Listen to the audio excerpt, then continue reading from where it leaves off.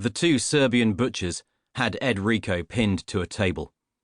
They were getting ready to break his wrists with the flat edge of a meat cleaver. He'd been playing cards with them since yesterday lunchtime, in a storeroom above their shop in Bethnal Green. Now it was late afternoon, and he couldn't afford to pay the $4,000 he owed them. The room was dark and squalid, with meat-filled chest freezers humming against the walls and a single brown light bulb overhead. The Serbs had him face down across the wooden packing crate they'd been using as a game table, his arms stretched out, hands and wrists dangling over the crate's edge.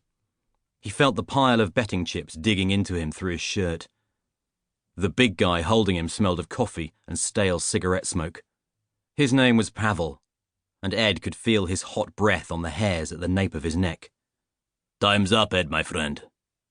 Ed struggled.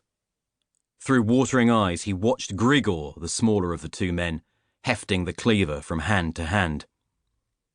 "He'll be here with your money," Ed said. "I know he will." Grigor looked up at the clock on the wall above the sink. He shook his head, and his tongue clicked behind his gold teeth. "He is already late."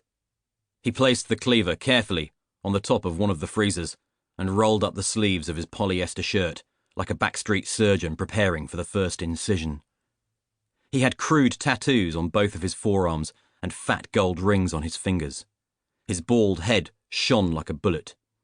"It was a good game," he said, smoothing his thick moustache with the index finger and thumb of one hand. "And I am genuinely sorry it has to end this way." Ed tried to pull free, but couldn't. Pavel's hands were like iron clamps. Grigor leaned down. "Ed, you are a good taxi driver. I also know you are an artist, and for whatever it's worth to you, I very much like your work. But you must understand that this is a matter of honor." Grigor cleared his throat and spat. Ed squeezed his eyes shut and gripped his hands into fists. His heart thumped against the wooden crate. He'd gone into this game hoping to hustle a few £100 for rent and art materials, but as usual, he'd pushed it too far. He'd been stubborn and reckless, and dug his heels in when he should have folded. Now he could almost feel the flat edge of the knife striking his wrist, shattering the bone. Bile rose in his throat. He squeezed his hands until his fingernails dug into his palms. This was really going to hurt. He heard Grigor lift the cleaver. The floorboards creaked as the Serb took up position, shifting his weight from foot to foot as he prepared to deliver the first blow. Stretched over the crate, Ed winced in anticipation, every muscle tensed against the coming pain. He heard Grigor grunt as he lifted the knife high above his shoulder, ready to strike. Thump, thump, thump. The noise from the door startled them all. Still holding Ed's arms, Powell recovered first. "For your sake, I hope that's him." Ed opened his eyes, blinking away tears. Hardly daring to breathe, he watched Grigor lower the knife, stalk to the door, and crack it an inch. "You have the money?" the Serb demanded. "I do." Grigor took a step back, making way.